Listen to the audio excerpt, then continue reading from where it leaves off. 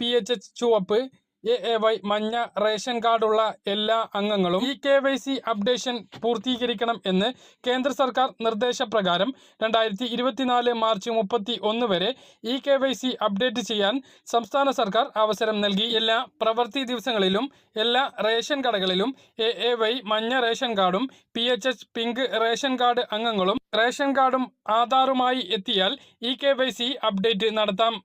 ഇതുകൂടാതെ പഞ്ചായത്ത് തലങ്ങളിൽ വാർഡുകളിൽ കേന്ദ്രീകരിച്ച് 2024 മാർച്ച് 15, 16, 17 തീയതികളിൽ പ്രത്യേക ബൂത്തുകൾ ഒരുക്കുന്നതാണ്.